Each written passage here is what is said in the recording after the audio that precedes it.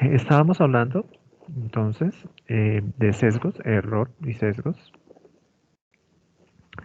Y quedamos en la clase anterior en sesgos de selección. Y estábamos hablando en los estudios de cohortes qué tipo de selección se presentaba y dábamos algunos ejemplos. Entonces recordemos que en los estudios de cohortes, cuando hablamos de sesgo de selección, los que más se presentan son las pérdidas en el seguimiento. Entonces, acá tengamos en cuenta que el sesgo de selección se puede presentar en cualquier estudio. En cualquier estudio epidemiológico se puede presentar un sesgo de selección. Lo que varía es la posibilidad de que se presente. ¿Cuáles son los estudios en los estudios que tienen mayor probabilidad para que se presente un sesgo de selección? Los estudios, ¿cuáles son? ¿Sí recuerden? Los retrospectivos, Y los los de casos de control. transversales. Dentro de los estudios retrospectivos está el estudio de casos y controles. Y en los transversales, pues, están los estudios cross-sectional, que son los transversales analíticos. Entonces, nuevamente, ¿en qué tipo de estudios es más frecuente el sesgo de selección? Estudios retrospectivos y estudios transversales. Ahora la otra pregunta sería, ¿en qué tipo de estudios se presenta con mayor frecuencia el sesgo de selección debido a pérdidas en el seguimiento? Los estudios de cohortes. Entonces, no se vayan a confundir porque a veces se hace la pregunta y dicen estudios de cohortes. Pero es que usted nos dijo que en el estudio de cohortes era que con mayor posibilidad se presentaba el sesgo de selección. Sí, pero no es cualquier sesgo de selección. Es el sesgo de selección debido a las pérdidas en el seguimiento. ¿Sí queda claro eso? Sí, señor. Bueno, bien. Cuando hablamos de sesgo de selección en los estudios de cohorte, este sesgo se relaciona con el procedimiento utilizado para conformar la cohorte de población en estudio. Eh, recuerden que cuando la población en estudio se constituye con voluntarios, con participación voluntaria, pueden tener problemas en la representatividad de los grupos, ¿sí? Y este problema en la representatividad no se presenta solamente en los estudios de cohortes, se presenta también en los estudios transversales. Ya hemos tratado algunos ejemplos de esto que estamos diciendo. No vayan a confundir participación voluntaria con consentimiento informado. ¿Sí? Cuando yo digo que la selección de la muestra se hizo por participación voluntaria, lo que estoy diciendo es que no hice una aleatorización, que las personas que hacen parte del estudio de forma voluntaria dijeron yo quiero participar. No fueron seleccionados previamente de manera aleatoria y una vez seleccionados se les explicó el estudio y dijo, sí, yo participo, venga, le firmo el consentimiento. No fue de esa forma. Entonces no confundan el solicitar el consentimiento para hacer, el dar el consentimiento y firmarlo para ser parte del estudio con participación voluntaria. ¿Sí queda claro? Entonces, participación voluntaria llegan unos estudiantes de noveno semestre al salón de ustedes o les llega un correo, eh, un email a sus correos firmado por un estudiante de noveno semestre donde dice estamos, eh, se los mandan a todos los estudiantes y dice que se está realizando una investigación, les explican la investigación y le agradeceríamos que ustedes hicieran parte de este estudio. ¿sí? Pero estoy diciendo que se envió el correo a todos los estudiantes. Eso sería por participación voluntaria o entraron al salón, igual, ¿quién nos quiere colaborar con el estudio? Yo, llena la encuesta, eso es participación voluntaria. Aleatorización sería que seleccionáramos, tomamos una lista y de forma aleatoria seleccionamos aquellos que van a participar. Entonces, usted fue seleccionado para participar de este estudio. Usted lee el consentimiento y decide si quiere eh, participar o no. Eso es diferente, porque no se puede obligar a nadie. Que llene usted fue seleccionado y tiene que diligenciar la encuesta. Eso no funciona así. Entonces, ténganlo en cuenta para que no se confundan. Un tema es el consentimiento, explicarle a usted, como usted dice, yo de manera autónoma decido que sí voy a participar de este estudio y entiendo el estudio, el objetivo, los objetivos, sé que no hay implicaciones para mi salud, o si las hay, qué sé yo. Eh, y otra cosa es hacer una convocatoria para participar en el estudio desde la participación, o ser parte del estudio desde la participación voluntaria. ¿Eso está claro? ¿Sí? ¿Está claro? Bueno,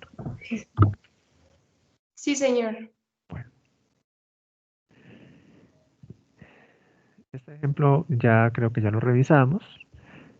Se puso en evidencia cuando trabajadores sometidos a ambientes peligrosos parecieron tener una tasa de supervivencia superior que la población general.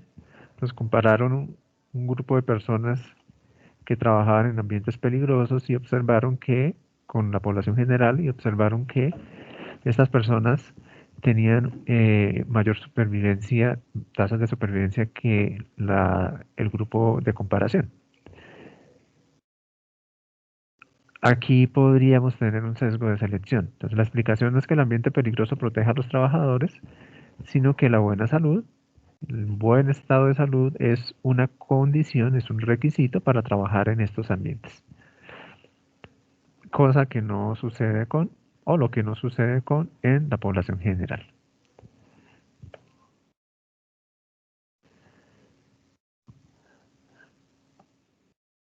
Recuerden que el debido a pérdidas en el seguimiento es el más frecuente en los estudios de cohortes.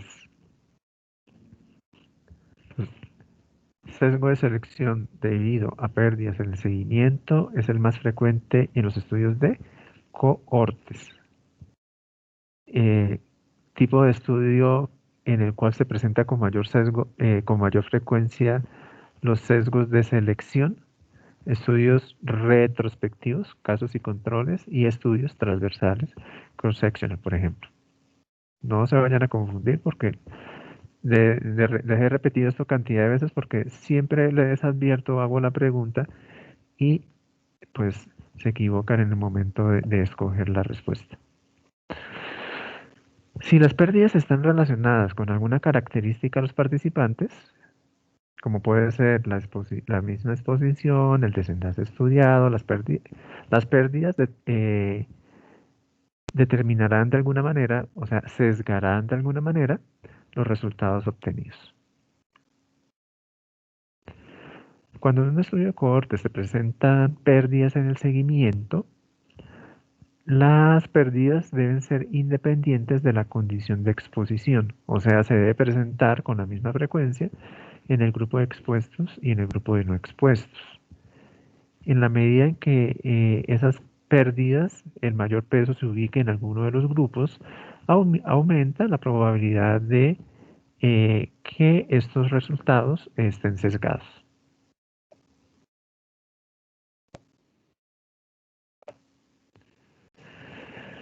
Sesgo de información. ¿Quién nos recuerda qué es sesgo de información?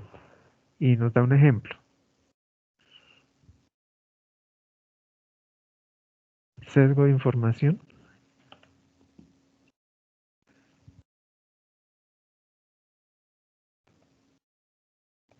Dúa Mateo. Profesor, ¿Sí? ¿Quién habló? Sí, señor. Yo, profe Vanessa. Ahora, Duan, si quieres cierra el micrófono. ¿Quién habló? Vanessa, profe. Listo, Vanessa, cuénteme, Vanessa. Profe, esos serían los errores que son introducidos durante la medición de la exposición a los eventos. Ajá. Sí, deme un ejemplo.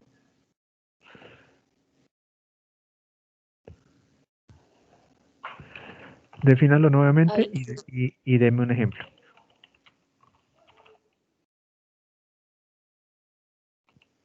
eso, o sea, serían los errores que se introducen durante la medición de la exposición de los eventos. Muy bien. ¿Un ejemplo? Entonces, pues un ejemplo, no sé, profe. Invéntese, piense en algo. Entonces ya tiene la definición. Entonces, un sesgo de información es aquel error que se introduce en el estudio en el momento de ¿qué? De medir. ¿De medir qué? ¿La exposición? No.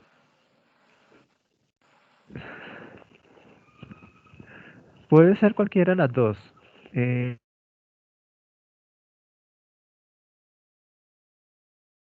Se equivoca en el momento de determinar quién está expuesto y quién no expuesto, pues hay un error de información, un sesgo de información.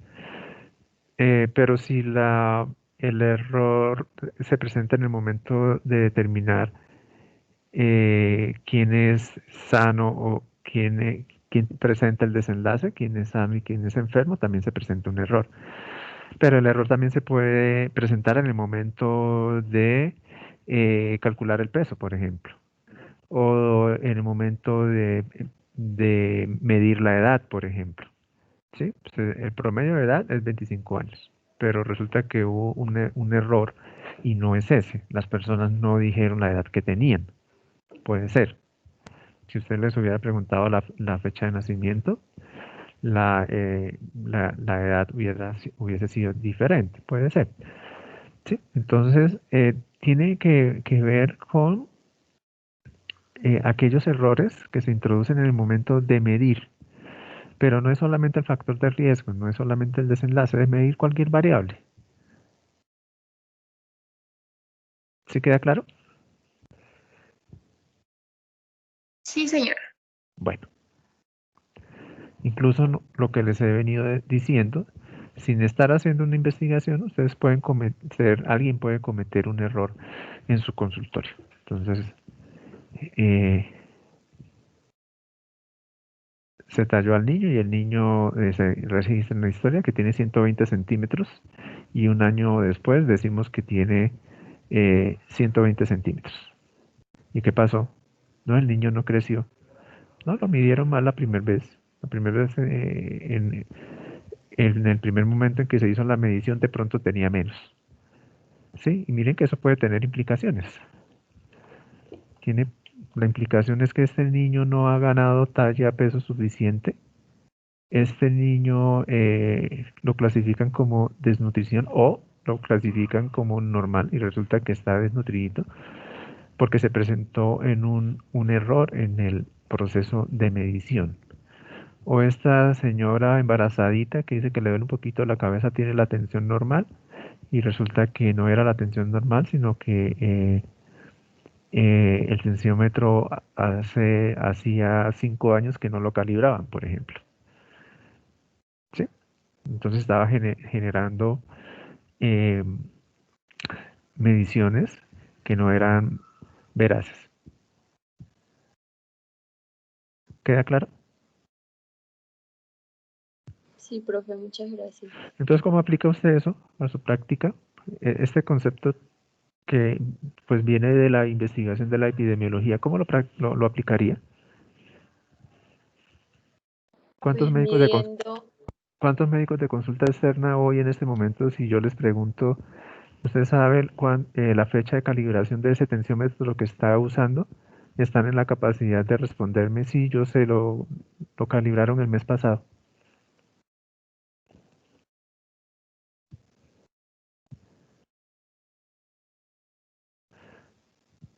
para que lo tengan en cuenta.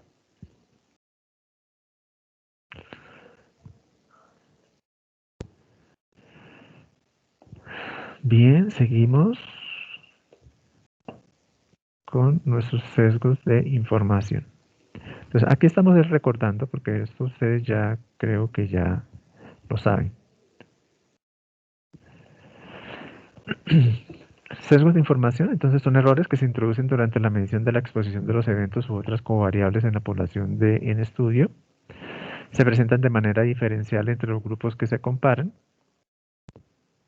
y llevan a una conclusión errónea respecto de la hipótesis que se investiga. Estos sesgos se pueden presentar de manera diferencial y no diferencial, como lo veremos más adelante, de cualquiera de las dos formas.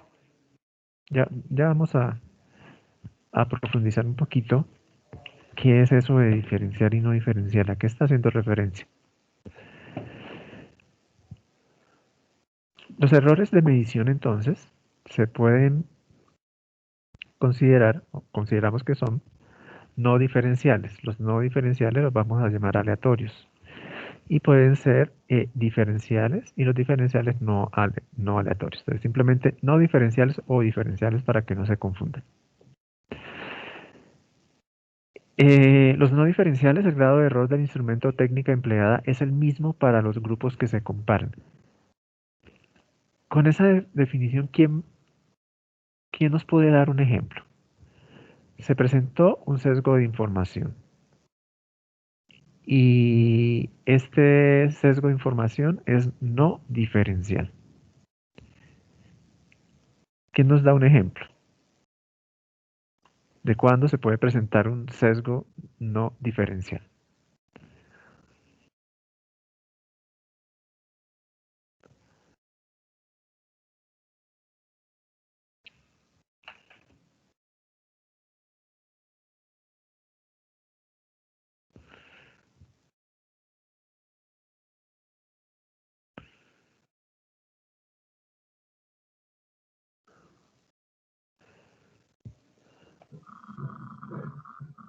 Profe, puede ser Sí. si ¿Quién habla?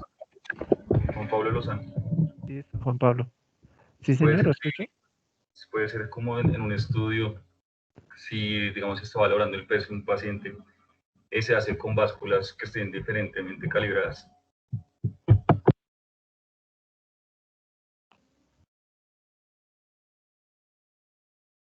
Recuerde que es no diferencial. Y usted me dice que tiene, no sé, cinco básculas y todas tienen un error. Unas tienen un kilo una tiene un kilo de más, la otra tiene un kilo de menos, la otra tiene 2 kilos de más. ¿Sí? ¿Es así? Sí, más o menos. Bueno, Sí, porque como dice que entonces el grupo que se pesó con la báscula A que tenía un kilito de más, el error va a ser que si pesaba 15, esa le va a decir que pesa 16, ¿cierto? Pero el grupo que fue pesado con la otra, que tiene un kilo de menos, en ese, el que pesaba 15 va a pesar 14. Y el que fue pesado en la que tiene dos de más, el que pesaba 15 va a pesar 17, ¿sí? Entonces, ese sería diferencial, ¿no?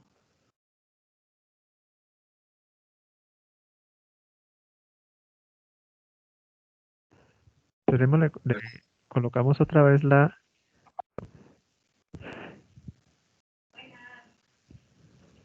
Hola, Lucecita.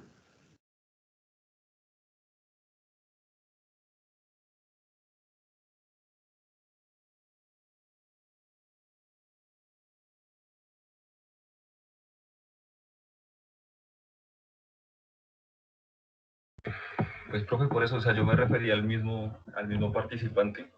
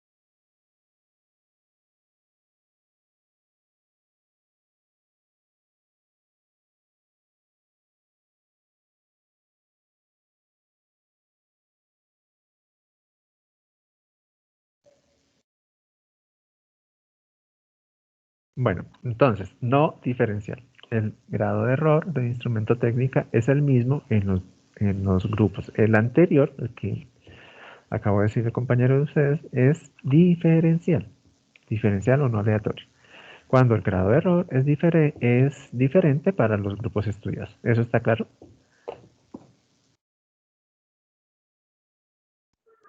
No, profe, la verdad no entendí el no diferencial.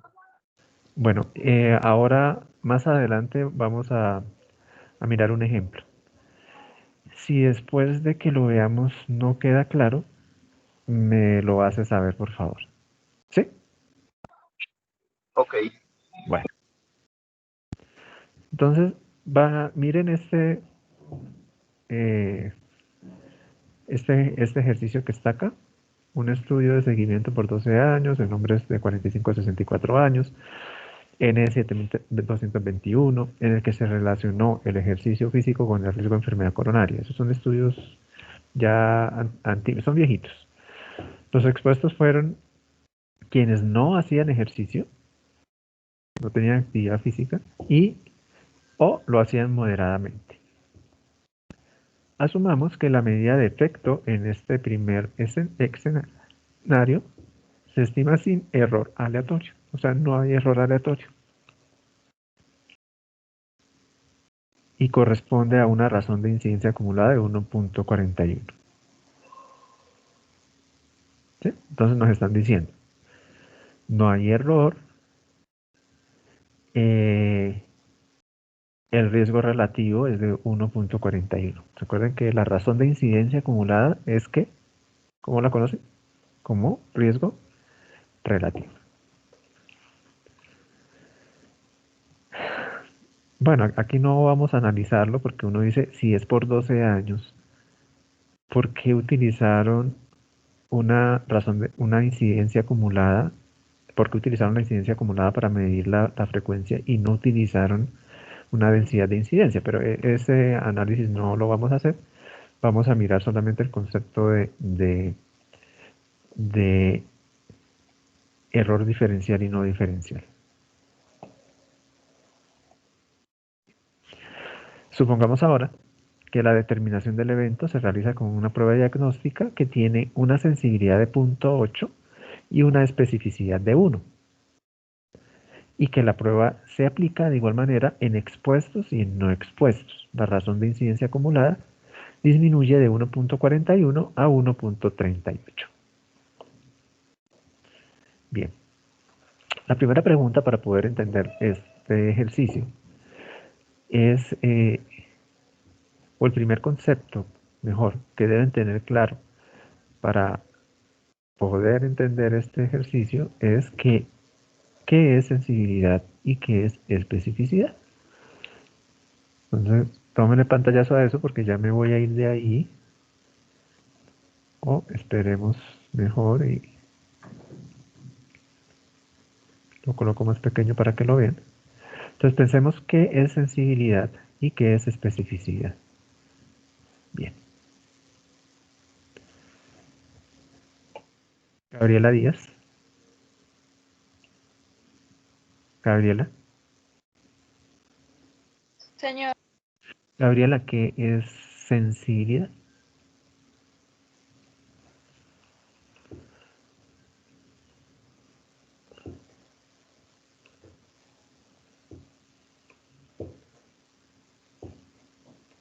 Gabriela, ¿qué es sensibilidad?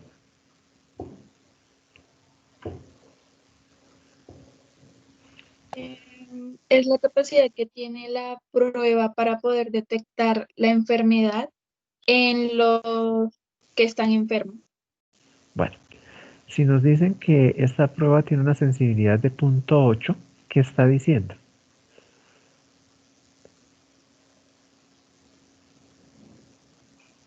Pase ese valor de 0.8 al contexto del ejercicio. Entonces acá, ahí está el estudio.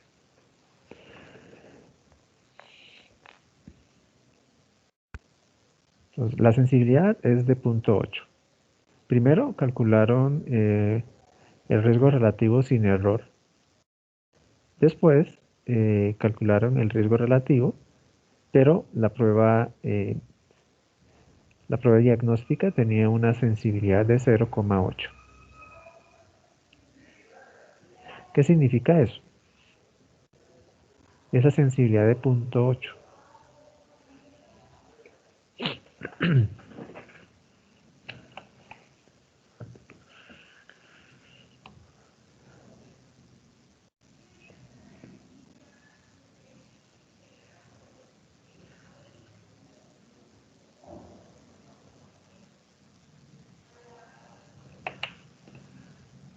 Valentina Díaz. Ah, no, Valentina no está. Laura Camila Leguizamón. Laura, si no le sirve el micrófono, en el chat puede responder. 0,8. ¿Qué significa una sensibilidad de 0,8? Juan Pablo Lozano. Juan Pablo. Señor. La misma pregunta, Juan Pablo.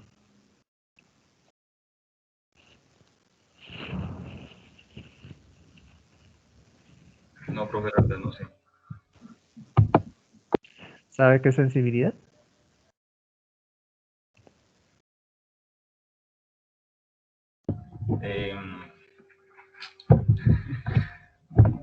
Es como la capacidad que, o sea, como la, no sé qué palabra usar, como la capacidad de la prueba para identificar el caso, o sea, es que, como la asertividad de la prueba, por decirlo de alguna forma. Bueno, entonces la sensibilidad es una probabilidad. ¿Es una probabilidad de qué? Es la probabilidad de que en el grupo de personas enfermas esa prueba nos dé un resultado positivo, o sea, la prueba detecte a la persona enferma. ¿Sí? ¿Sí queda claro eso? Entonces, si me dicen que aplican una prueba que tiene una sensibilidad de 0,8, ¿qué quiere decir? Que de cada 100 personas con una enfermedad, la prueba detecta 80. O sea que de cada 100 personas enfermas, 20 no son detectadas con esa prueba. O sea, usted le hacen la prueba y no, según eso usted está bien, usted no tiene nada y resulta que usted tiene la enfermedad. ¿Sí? ¿Sí queda claro? Entonces usted utiliza una prueba para detectar un evento cualquiera, un desenlace, y esa prueba le está detectando de 100 enfermos solamente 80. Usted tiene un error. La prueba nos presenta un error en la detección. ¿Y cuál es el error? Los 20 que no fueron identificados. ¿Y cómo se llaman cómo se le llama a esos 20? Falsos negativos. ¿Sí? Si usted aplica esa prueba al grupo expuesto y al grupo no expuesto, ¿qué pasa? Pues siempre en cada uno de los dos grupos, usted no va a detectar al 20% de las personas que presenta el evento en los dos grupos. Por eso nos dicen que ese es un error eh, no diferencial. En cada uno de los grupos siempre usted va a tener el 20% o la prueba va a detectar solamente mejor el 80% de las personas. En los dos grupos, independiente del número, de cuántas personas hay, la prueba le detecta solamente el 80%. O sea que en los dos grupos usted siempre va a tener un error del 20%, de 0,2.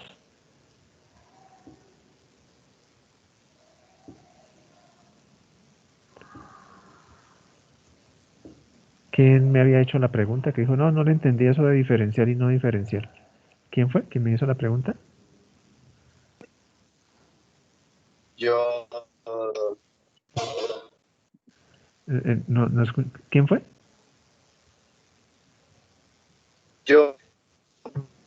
Duván, Duván Mateo.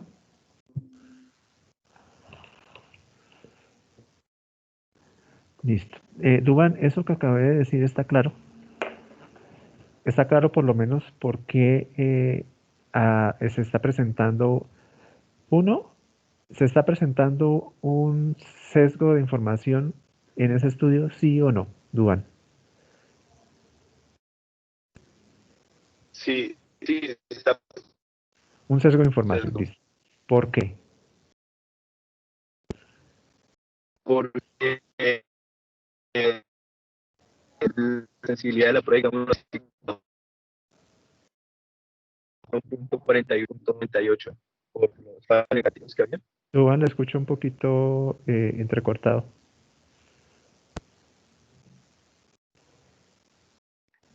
Profe, que la sensibilidad de la prueba disminuyó el 1.40. Entonces, pues lo que entendí es que probablemente habrían falsos negativos en la prueba. Bueno, entonces, se presenta un sesgo de información porque usted está midiendo un desenlace, una enfermedad, ¿cierto?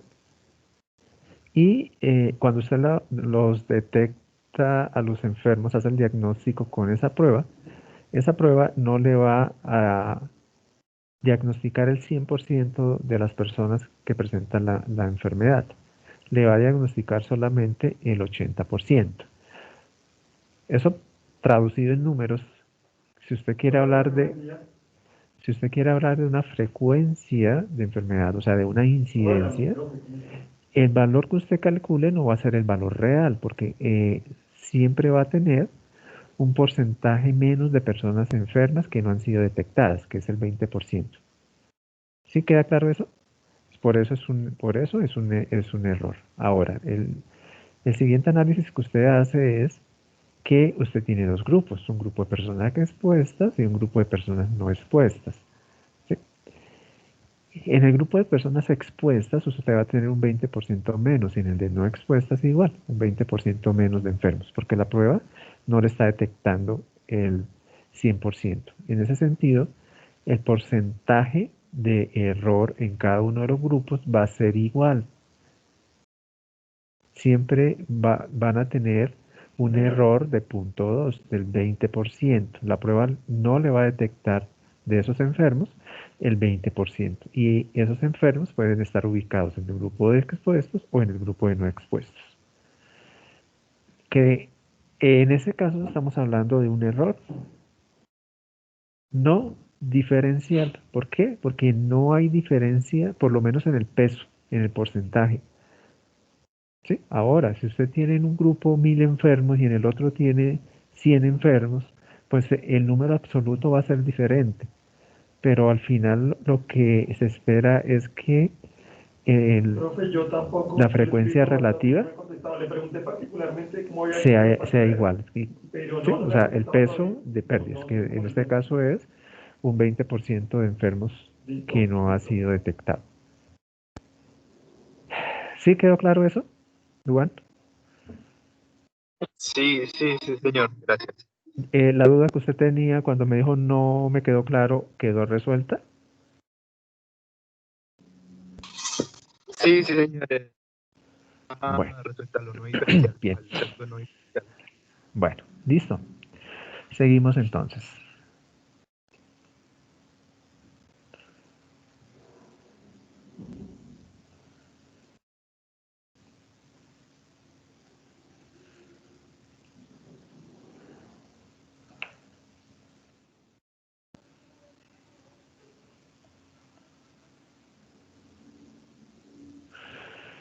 Bueno, bueno, esa iba antes, pero bueno, está ahí. El sesgo de información, según su origen, ya aquí ya hemos hablado varias cosas, pero vamos a empezar a recoger y agruparlo aquí en esta diapositiva. Según su origen, el sesgo de observación puede ser por el observador, por el sistema, por los sujetos de estudio. Entonces, cuando es por los sujetos de estudio, las personas no se acuerdan, sesgo de memoria, las personas se acuerdan pero no quieren declarar, entonces dicen, ¿usted alguna vez ha tenido algún aborto inducido? No, yo no, nunca, ¿cómo se le ocurre? Y sí, entonces sesgo de declaración. Entrenamiento, fatiga, la gente ya está cansada. Por ejemplo, esas encuestas que tienen 200 preguntas, en la pregunta 170 uno ya no quiere saber del instrumento, nada de llenar instrumentos, deben tenerlo en cuenta cuando estén diseñando sus estudios. El instrumento, ya hemos dado varios ejemplos de eso. El procesamiento de datos, errores de codificación, formulación errónea de modelos estadísticos, errores que dependen del tiempo. Bien.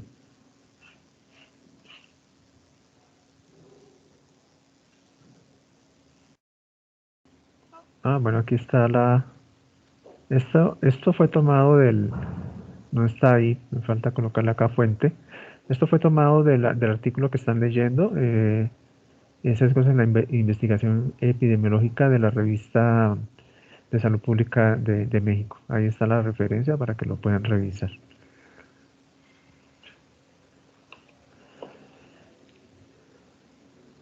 Bueno, cuando el error de medición se realiza de manera diferencial entre los grupos que se comparan, se introduce un sesgo de información que, a diferencia del error aleatorio no diferencial, que condiciona una subestimación.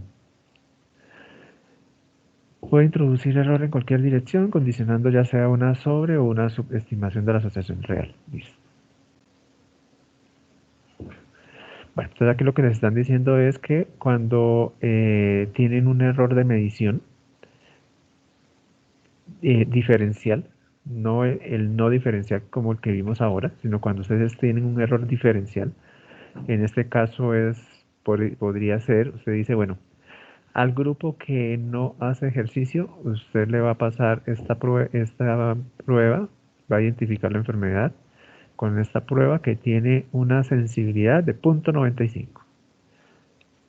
Y al otro que hace ejercicio, pues pásele la prueba con una sensibilidad de 0.8.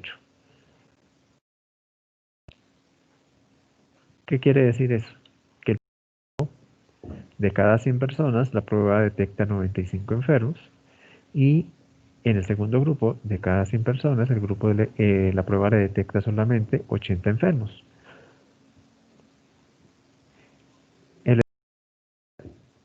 En el primer grupo de 0.05, o sea, el 5%, y en el segundo grupo el error sería de 0.15, el 15%, pensando que es 95 y 85. En ese caso, el error de medición es diferencial. Ustedes tienen unos pesos diferentes, valga la redundancia, en cada grupo. ¿Queda claro eso?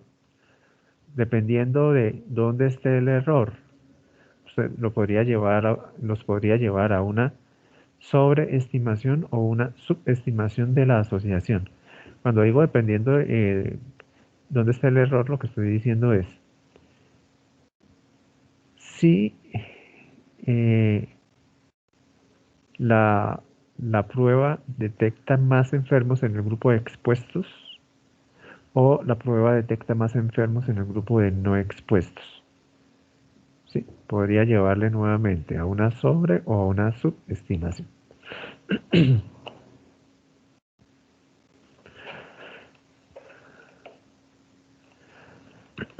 Bueno, entonces, bien. Bueno, yo creo que esto ya lo hemos dicho. ¿El tema está claro?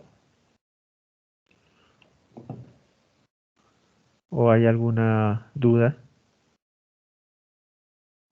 No hay dudas. Ahora, supongamos que en los casos, dado que sufrieron el evento coronario, hacen un mejor esfuerzo por recordar y reportar el patrón de ejercicio que realizaban. y que la sensibilidad con que informan la exposición es del 95%, mientras que los controles lo reportan con una sensibilidad del 80%. Igual, se puede presentar también un sesgo de información. Aquí ya no está relacionado con la medición del desenlace, sino que está relacionado con la medición de la exposición, que sería el patrón de ejercicio. Esto nuevamente está en el artículo, lo pueden revisar del artículo. Si hay alguna duda, pues me lo hacen saber. Supongan ahora que están haciendo un estudio en pacientes con diagnóstico de asma y contaminación. ¿Sí? Entonces, si se hace un estudio de casos asmáticos y controles no asmáticos sobre la exposición a picos de contaminación, sobre la exposición a zonas en las cuales se tienen altos niveles de contaminación, es probable que los asmáticos recuerden mejor estos picos, ya que podrían afectarle más esta condición que a las personas sanas. Lo deben tener en cuenta y se nos podría presentar un sesgo de información, un error diferencial. Bueno, van a descansar 5 minutos. Recuerden que esos 5 minutos es fuera del computador y fuera de teléfonos. Miren al horizonte, tomen alguna cosita y volvemos en 5 minutos.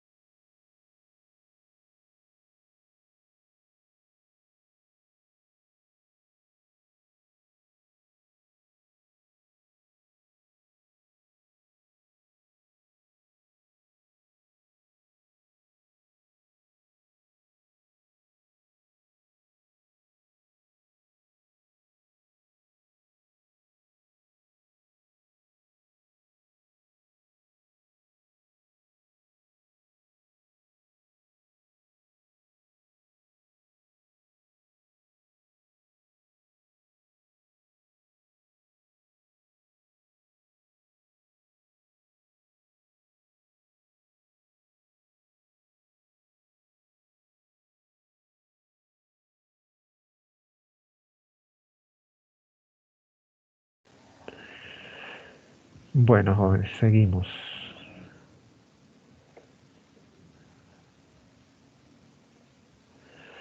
Bien. Seguimos hablando de sesgos de información, entonces, en estudios de casos y controles. Eh, no es solamente en los estudios de casos y controles, es en cualquier tipo de estudios. En el estudio de cortes también se puede presentar esto. Pero vamos a centrarnos en casos y controles. Cuando los entrevistadores en un estudio de casos y controles conocen la condición de caso y de control, y esto afecta en la forma en que ellos conducen la entrevista, se podría presentar un error diferencial. O no, un error diferencial. ¿Sí? ¿Quién me da un ejemplo de esto que acabo de decir? Que no sea el que está ahí.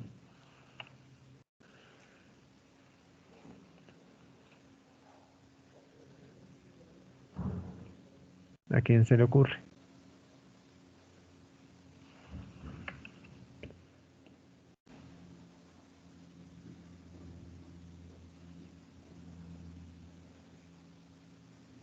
Melgarejo.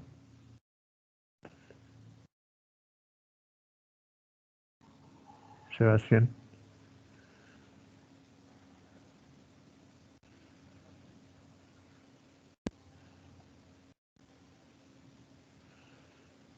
Sebastián.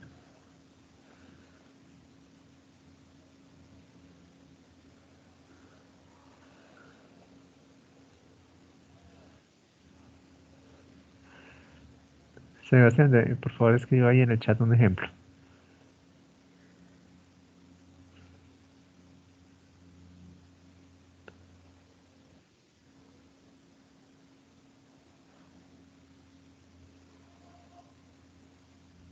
No se preocupe. Bueno, vamos pensando un ejemplo con lo que acabé de decir.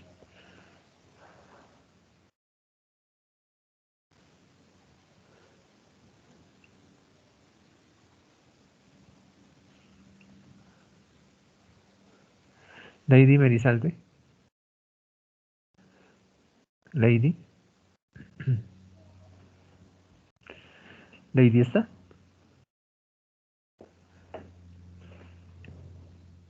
Sí, profe, qué pena, es que estoy pensándolo. A ver.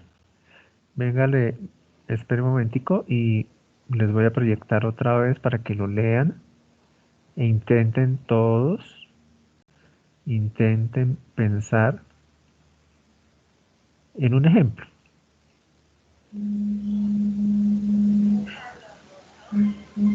¿Dónde está? Acá, listo. Piénsenlo.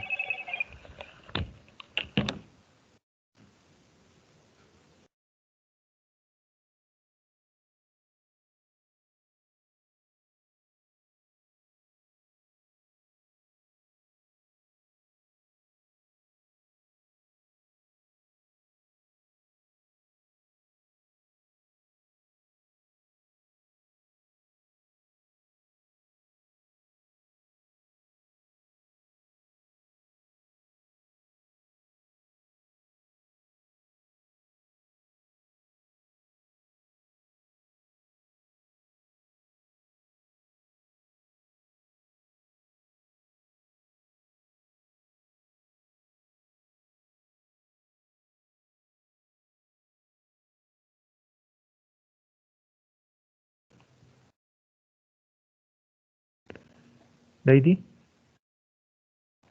¿ya tiene su ejemplo? Pues, profe, no sé si podría ser como, por ejemplo, que un entrevistador piense que una persona que, digamos, esté en constante exposición, o sea, o que conviva con una persona que fume, tenga, por ejemplo, el doble de probabilidad de sufrir de cáncer que la persona que fume. Sí. Sí, no. Lo que lleva a la conducta es eso, que él sabe. ¿Sí? Pero el sesgo no se presenta porque ustedes sepan, sino el sesgo se presenta porque al conocer la condición, usted toma una postura diferente con el grupo de casos e interroga diferente con el grupo de controles.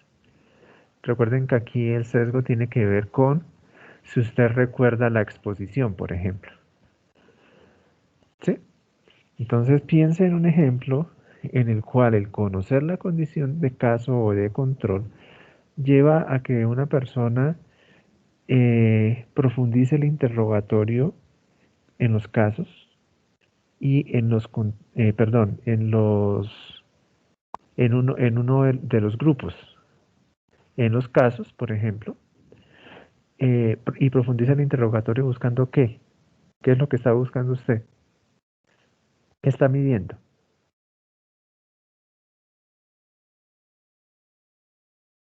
El antecedente de exposición. En el caso de que usted lo mida preguntándole a las personas. ¿Sí? Ya si usted necesita algún paraclínico para detectar si alguien tiene niveles de plomo, es otra cosa diferente. Pero aquí estamos diciendo que cuando la exposición se mide preguntándole a las personas. Entonces piense lo mismo que usted me acabó de decir, pero piense ya en el contexto. Usted es la investigadora, usted tiene un grupo de una persona que usted sabe que es caso, otra persona que sabe que es control. Y el conocer que esta persona está en el grupo de casos, la lleva a que usted realice la entrevista de manera diferente. Va a entrevistar de manera diferente al caso y de manera al control. ¿Pero por qué lo entrevista diferente? Porque de pronto usted está partiendo del supuesto, de pronto usted no, porque se parte del supuesto de que la persona enferma o el grupo de enfermos de pronto tiene mayor frecuencia de la exposición que en el otro grupo. Entonces, si alguien le dice, no, yo no, yo nunca fumo, pero no, ni un cigarrillito, ni nunca en su vida,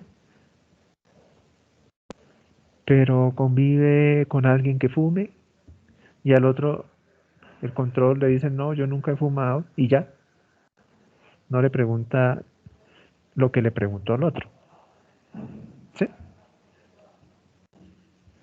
Ahí es cuando se Sí, señor. presenta, ahí es cuando se presenta el sesgo. Y ustedes lo deben tener en cuenta. ¿Sí? Si ustedes son los investigadores, pues debe entrevistar a los dos grupos de igual manera. Conozca o no conozca la condición de caso o la condición de sano. O de control, mejor. Caso, control. ¿Sí? Sí, señor. ¿Qué me iba a preguntar? ¿Que alguien por ahí iba a preguntar algo? No, yo le iba a preguntar lo que pues me acaba de decir, básicamente lo de que independientemente a ambos, tanto a casos y a controles, se tiene que hacer las mismas preguntas. ¿Era eso lo que le iba a preguntar? Sí, las mismas preguntas y el mismo tiempo de consulta, todo tiene que ser muy parecido. O sea, lo que usted haga diferente no debe aumentar la probabilidad de que usted detecte la exposición en ese grupo. ¿Sí? Y nuevamente, esto se aplica no solamente cuando preguntamos, usted decide que, perdón, usted utiliza un paraclínico para hacer el diagnóstico. El paraclínico debe tener la misma sensibilidad y la misma especificidad en los dos grupos. Usted no puede decir que este grupo, como está expuesto al factor de riesgo, entonces voy a utilizar una sensibilidad mayor porque podría enfermarse, lo tengo que detectar. Y en el otro, como no, pues apliquémosle este que es más baratico, esta prueba, y como no está expuesto, pues entonces de pronto la probabilidad de que se enferme es menos. Si usted hace ese razonamiento y toma esas decisiones, el estudio está sesgado. ¿Sí queda claro? Sí, señor. Bueno, Profe, yo tengo una pregunta. sí, pregunte. Profe, en caso tal de que haya un estudio con algún medicamento y un placebo, Sí, y eh, eso también podría ser un sesgo, si en caso tal de que las personas que están involucradas en hacer el estudio saben cuáles son las personas que tienen el placebo, cuáles son las personas que tienen el medicamento y actúan, o sea, diferente con las personas que tienen el medicamento. sí, sí. Entonces, está recibiendo el medicamento que usted como investigadora piensa que es superior al otro, que tiene mejores resultados. Entonces le dicen, no, a mí no me ha servido ese medicamento, pues el dolor de cabeza es igual. Entonces, si el conocer, si el conocer qué medicamentos está recibiendo la lleva a que usted diga, pero venga, revisemos. Eh, Antes el dolor de 0 a 10, ¿qué número le colocaba? 10, doctora, eso era desesperante. Ah, bueno. Y ahora, el mismo 10, eh, pues no, ahora está como en 7. Ah, o sea que sí ha mejorado. Y el otro, del otro grupo, le dice, no, eso no me ha mejorado, yo estoy igual. Y si usted dice, bueno, no mejoró, y no le hacen las mismas preguntas, no intenta mirar si ha disminuido de intensidad, la intensidad por lo menos, si de pronto antes no podía dormir y ahora pues tiene el dolor pero descansa mejor. Sí, si no hacen las mismas preguntas para al final decir sí ha mejorado, estaría también sesgado. ¿Sí queda claro? Sí, sí, señor, muchas Bueno, gracias. por eso en los ensayos clínicos controlados es importante para el diseño controlar eso se llama subjetividad. La subjetividad, pues, no solamente desde la persona que sabe que está tomando acetaminofén y dice, a mí, que me va a servir ese acetaminofén, por eso es que me va a bajar el dolor de cabeza si lo que me dieron fue acetaminofén. Entonces, por eso habría que hacer lo mismo con las personas. Eso se llama técnica de cegamiento. Entonces, en la técnica de cegamiento, usted tiene que los estudios pueden ser a un ciego, a doble ciego o a triple ciego. Un ciego, la persona que participa en el estudio no sabe qué medicamento se le está dando.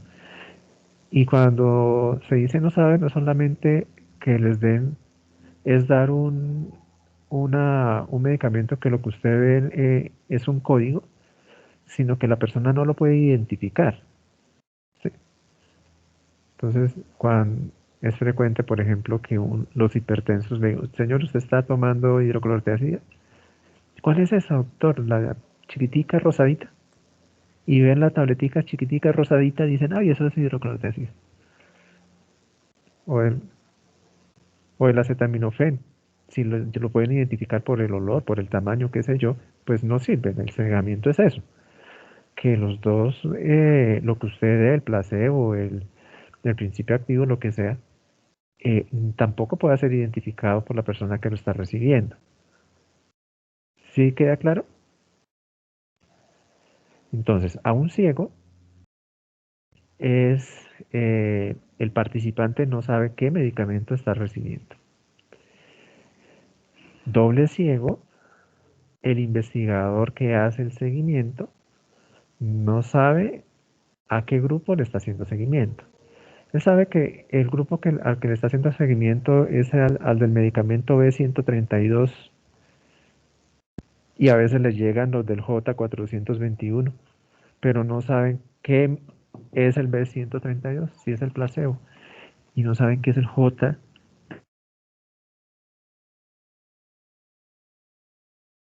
¿Queda claro eso? Sí, señor, gracias, profe. Y hay otra, que es el triple ciego. En el triple ciego, el investigador,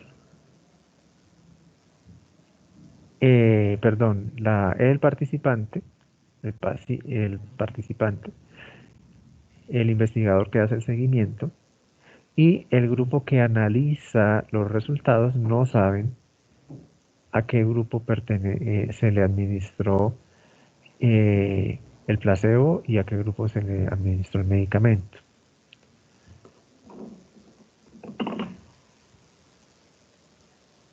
¿Queda claro?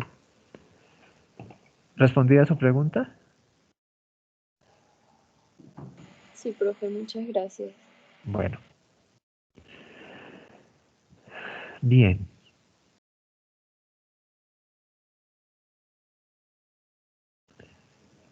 Entonces acá en el ejemplo que estábamos viendo, el sesgo de información es introducido por el investigador. Acá miremos cuál es. Un entrevistador mal estandarizado podría introducir respuestas positivas sobre la exposición, preferencialmente en el grupo de casos. Aquí el sesgo de información es introducido por el investigador.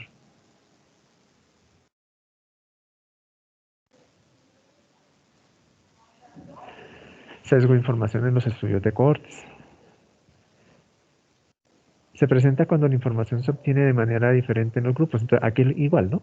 Recuerden que en casos y controles, ¿cuáles son los grupos? Un grupo de casos y un grupo de controles. ¿Qué están explorando? Están buscando la posible exposición. En el grupo de cohortes, ¿cuáles serían los grupos? El grupo expuesto y el grupo de no expuesto. Uy, ¿qué pasó? ¿Qué hice? Listo. El grupo expuesto y el grupo de no expuestos.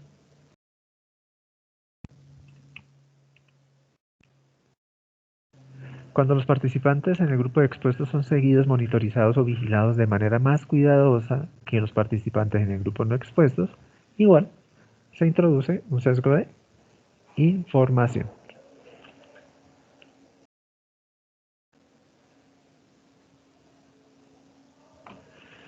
El investigador, quien evalúa de forma sesgada la presencia o no de la condición de interés, puesto que conoce las hipótesis bajo investigación o la historia de exposiciones de los participantes,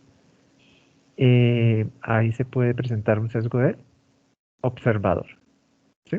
Nuevamente, todo lo que lleve a que en la evaluación usted haga esta evaluación, este seguimiento de forma diferencial, ya sea casos y controles, ya sea cohorte expuesta o no expuesta, nos puede llevar a un sesgo de información.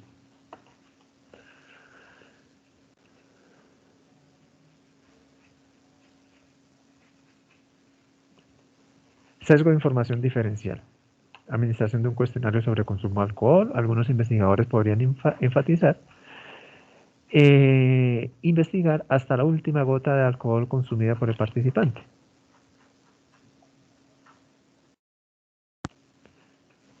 Sin embargo, cuando entrevista a mujeres de mediana edad de zonas menos favorecidas, el entrevistador podría no enfatizar, podría no investigar hasta la última gota de alcohol, asumiendo que los participantes de esas características no tienen un consumo de alcohol importante. Estas son las más favorecidas, no es menos favorecidas acá. Más favorecidas. ¿Inscribe una asignatura o inscribe los módulos? Listo. ¿Hasta ahí está eso claro?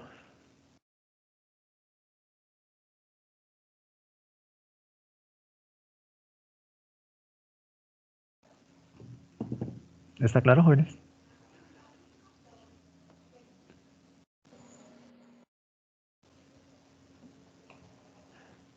En el caso que se anotó ahora, nos encontramos ante un típico ejemplo de mala clasificación de la exposición.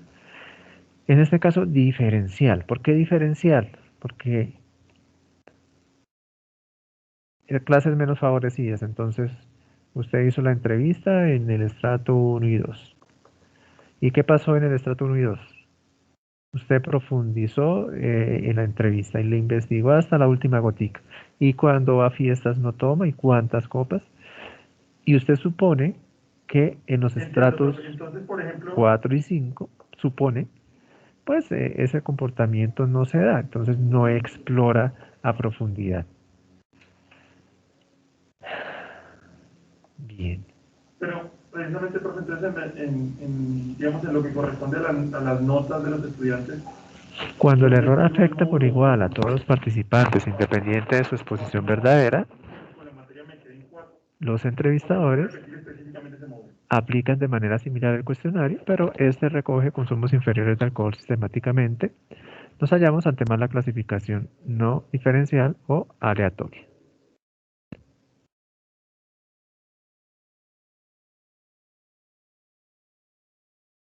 Bien. Listo. Yo creo que lo vamos a dejarlo hasta acá. Diapositiva número 39. Estudios de cohortes, sesgos de información. Esperen, lo registro. ¿Ahora qué clase tienen? Jóvenes, Ética. ¿bien? Me dice ¿A qué hora? doctor, a las 3. Ah, tienen De 1 espacio. a 3. Ah, ya. Es diapositiva 39. Pero anoto esto. Sesgo de estudio, sesgo de información, estudio de cohortes.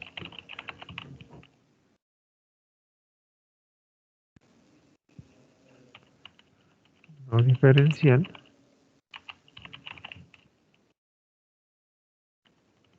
Estudio de cohortes. Listo, jóvenes. Entonces, tomen esos 17 minuticos para que almuercen y lleguen a su Profe, buenas clase. tardes. Señor, Qué pena, lo que pasa es que tenía mala conexión de internet, pero mi grupo falta por exponer.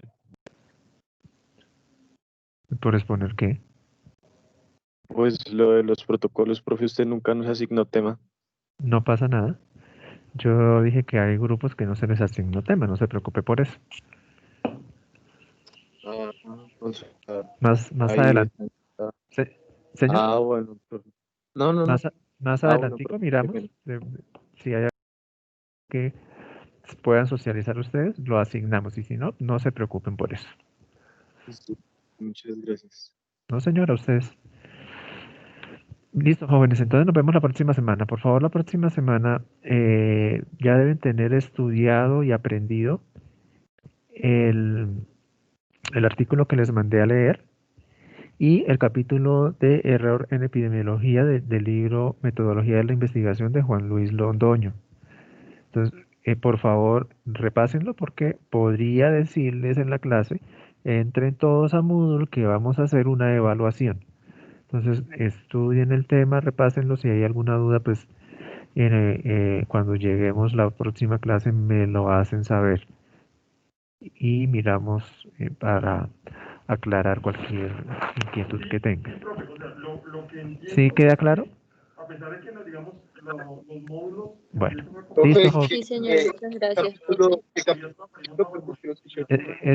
Es que me está hablando que se escucha cortado. será una sola nota definitiva para todos. Yo, profe, ¿Qué? qué pena. Da- ¿Qué Duban, capítulo del libro que no escuché bien? Duban de la metodología de la investigación de Hernández Sampieri.